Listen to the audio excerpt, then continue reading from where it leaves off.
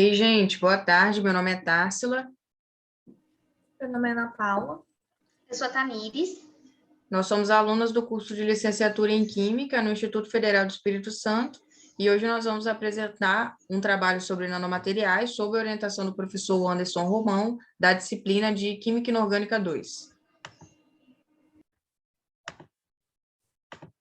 Bom, gente, nós vamos apresentar a história, a fabricação, as propriedades ópticas, a caracterização e as aplicações, tá? Então, o que são os nanomateriais, né? Eles são materiais que possuem uma dimensão crítica entre 1 e 100 nanômetros, né? E o termo nanopartícula refere-se a uma partícula com tamanhos entre 1 e 100 nanômetros, né? A gente pode ver aqui os nanotubos de carbono, ó, que a gente tem uma escala, né, de 1 a 100 nanômetros. Então, o nanotubo de carbono é menor do que um vírus e maior do que átomos e moléculas, tá? Então, essa dimensão, né, a diferença da dimensão concede características especiais aos nanos. Então, todas as propriedades naturais conhecidas dos materiais, como ótica, elétrica, magnética, catalítica, da forma pela qual conhecemos, né, quando estamos tratando tamanhos normais, digamos assim, elas se manifestam de maneiras diferentes a partir desse chamado tamanho crítico, né? Então, para o mesmo material, nós temos diferentes tamanhos críticos para diferentes propriedades. Por exemplo, para o material X, nós temos propriedades ópticas que elas são mudadas a partir de 20 nanômetros. Mas para esse mesmo material X, as propriedades magnéticas elas vão ser alteradas a partir de 80 nanômetros. E outra coisa que faz diferença também é como esses materiais estão conformados, né? Então, aqui na imagem, a gente tem a microscopia eletrônica de transmissão de nanopartículas, né? Em formas esféricas, triangulares e de bastonetes, né? Então, essa diferença no formato também condiz a propriedades diferentes, né? E um pouco mais sobre a história dos nanomateriais, né? Na reunião americana de física, o físico Richard Feynman, em 1959, ele propôs a manipulação da matéria, desculpa, em escala atômica e molecular, né? No final, ele estava falando de nanomateriais, mas ele não citou esse termo, né? Aqui nós temos duas propostas que ele trouxe, né, nessa palestra que ele estava dando, na verdade. Nós temos a miniaturização de dispositivos de armazenamento de informação e o desenvolvimento de microscópio com poder de resolução a nível atômico, né? Esse está em destaque porque, em 1980, nós temos a patente do microscópio de efeito túnel, né? Ou de tunelamento, ou STM, né? Que concedeu o Nobel da Física a esses dois professores aqui, o Binning e o Ehring.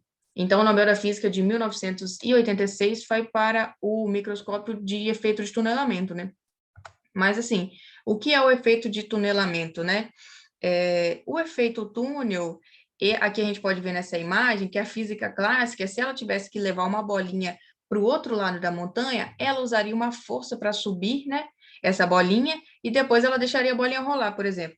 Na física quântica, não. Na física quântica, a bolinha passaria aqui no meio como se fosse nesse túnel, né? E o que acontece? É como se as partículas fizessem algo impossível, né? Como a gente vê nessa imagem, que a partícula atravessando uma barreira é algo que a gente vê que é impossível. Para a física clássica e para a física tradicional, né? Elas parecem, né, entre aspas, que atravessa essa parede, né, essa barreira, seja essa barreira material ou de campo eletromagnético, né? Mas o que acontece? O efeito túnel é um fenômeno da mecânica quântica, no qual as partículas podem transpor um estado de energia. Então, uma partícula pode escapar de regiões cercadas por barreiras potenciais, né? E mesmo essa partícula tendo a energia cinética menor do que a energia potencial da barreira, né? Como se ela atravessasse um caminho alternativo, né? Como se ela realmente entrasse no túnel. E o que faz o STM, né? Aqui nessa imagem, nós temos a varredura no plano XY, né? Então, a gente tem uma sonda muito, muito fina, que ela fica bem próxima da área da superfície, tá? Ela não encosta na superfície. E primeiro, ela varre o plano XY, né? Aqui a gente tem essa imagem da varredura do plano XY, e depois a gente tem um ajuste na posição vertical, na altura Z, e produz um mapa de contorno de superfície, né, como se fosse um 3D. E isso é tratado em computador para criar as imagens dos átomos, E essa manipulação individual, né, desses átomos é muito importante, foi amplamente divulgada em 1990, que seria essa segunda imagem aqui, quando os cientistas do IBM manipularam 25 átomos de xenônio, utilizando o STM, né, movimentando um átomo de cada vez, na forma de escrever as iniciais IBM, né? Então, no STM é aplicada uma diferença de potencial entre a superfície da amostra de uma sonda muito fina, como eu havia falado, que se aproxima da superfície do material a uma distância atômica, originando uma corrente por efeito túnel entre a ponta e a sonda de superfície, né?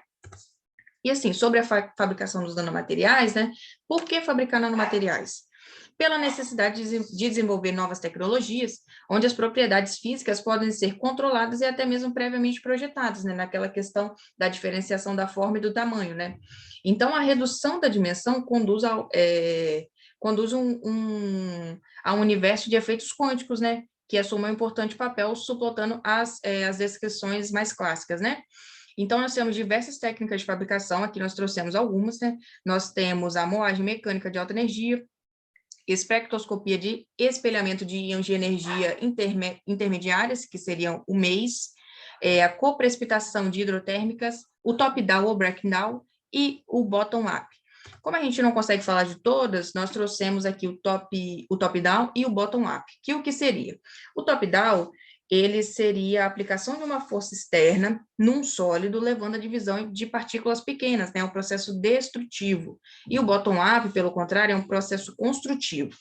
No top-down, a gente teria um sólido, né? E a gente tem duas técnicas, né? De moagem seca e moagem úmida. Então, a gente vai dividindo esse sólido, fragmentando, até que esse sólido chegue ao tamanho de um nanomaterial, né? De uma nanopartícula.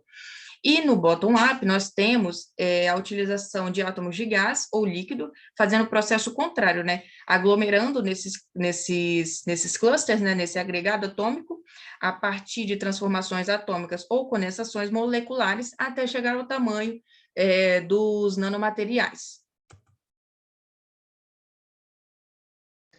Agora, falando sobre as propriedades ópticas, a gente relaciona a cor, né? A cor é um fenômeno. A cor, ela é um fenômeno físico relacionado à percepção do sistema ocular do ser humano, associado ao comportamento da luz.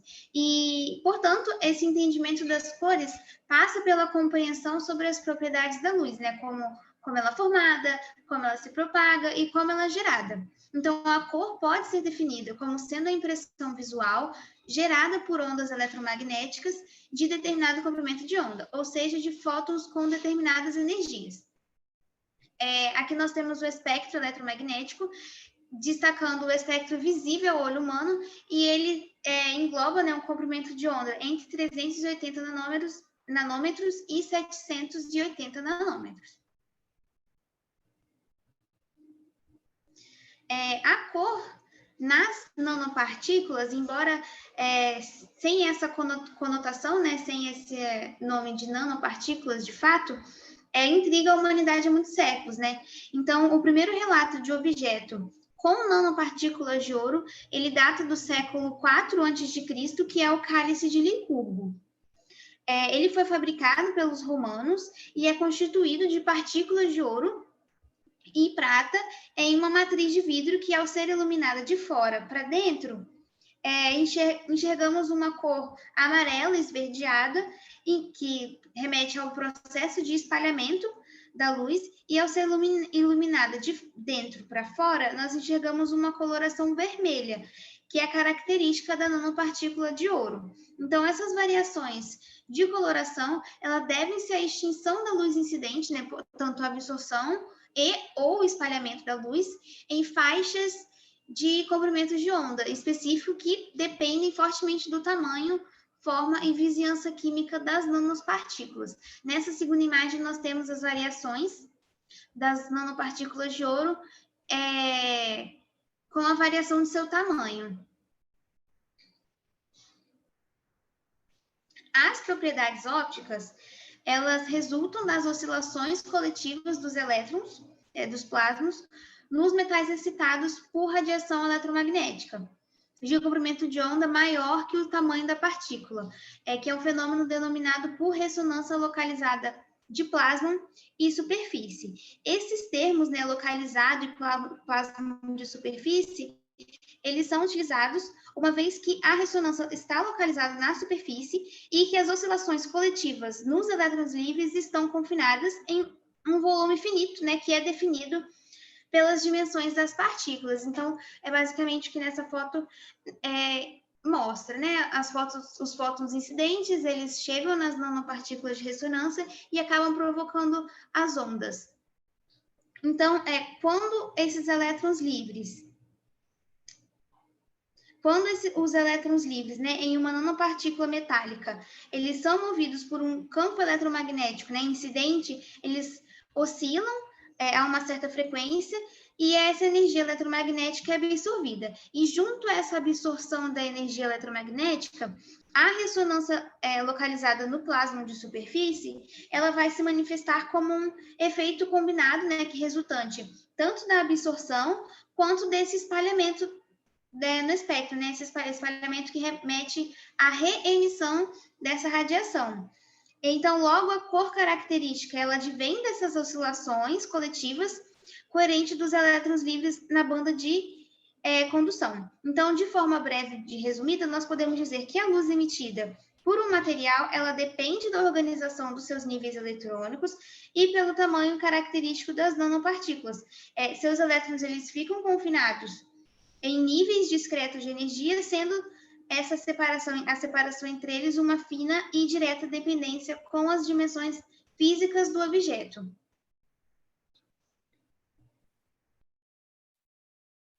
Bom, trazendo um pouco agora, né, sobre a caracterização desses materiais, a gente tem que levar em consideração a grande variedade de aplicação das nanopartículas, né? E é muito importante a gente ter um conhecimento da natureza desse material, das suas características e também das suas principais propriedades. E para fazer a caracterização desses compostos, a escolha da técnica de análise, ela deve ser feita levando em consideração, né, por exemplo, a resolução, o tipo de informação que cada uma vai poder fornecer e também a questão de que uma técnica ela pode ser complementar à outra, né, para obter ali os resultados desejados. Então, aqui, a gente não vai trazer todas as técnicas, até porque são muitas. A gente vai ter um foco maior nas técnicas de microscopia e espectroscopia. Essas técnicas, elas fornecem informações complementares às nanopartículas sobre estrutura eletrônica, né, distribuição de tamanho, distância interatômica, entre outras. Dentre as técnicas de microscopia, a gente tem a microscopia de varredura por tunelamento, microscopia de força atômica e também a microscopia eletrônica de transmissão. Bom, em relação à microscopia de varredura por tunelamento, se utiliza, né, um arraste de uma sonda extremamente fina, ali, bem próximo da amostra, e quando são amostras condutoras, essa corrente de tunelamento entre a amostra e a ponta da sonda, ela é monitorada, né? Então, a sonda ela vai ser ali a responsável por fazer essa varredura sobre a amostra e o mapa da superfície ele vai poder ser reproduzido. Essa técnica, ela fornece imagens onde a gente vai possibilitar, né, da gente identificar ali a altura e o diâmetro também dessas nanopartículas.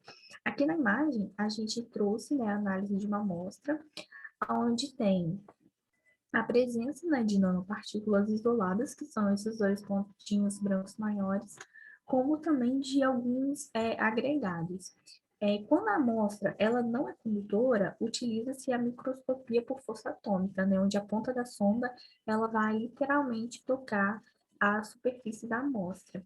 E dentre as técnicas de microscopia, a eletrônica de transmissão ela é uma das melhores técnicas, né, para a obtenção de imagens diretas de nanopartículas, porque ela vai ser capaz de fornecer a distribuição do tamanho da partícula, né, também a sua estrutura cristalina, dependendo ali do microscópio que vai ser utilizado, né, da resolução que ele vai fornecer.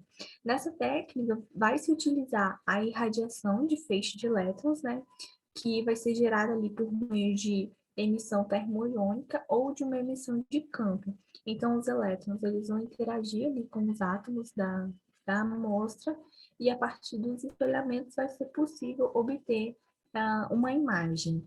No próximo slide, a gente trouxe, né, um exemplo da aplicação dessa técnica de nanopartículas, né? Nesse caso, são nanopartículas de ouro, em que em cada figura, na B e na C, foi utilizada uma proporção diferente, né, de amostra, e as conclusões foram que isso interferiu no tamanho dessas partículas que foram obtidas. Então, por meio dessas imagens, eles mediram o tamanho da distribuição desse material, né? Ali na letra A, a gente tem um tamanho médio de 2 nanômetros, né? Na letra B, de 3,2 e na letra C, de 4,1. Em relação às técnicas, né, de espectroscopia, aqui nós trouxemos a espectroscopia de absorção ultravioleta visível, a de absorção de raio-x, que, né, vai compreender ali duas técnicas diferentes também, e a espectroscopia de fotoelétrons de raio-x.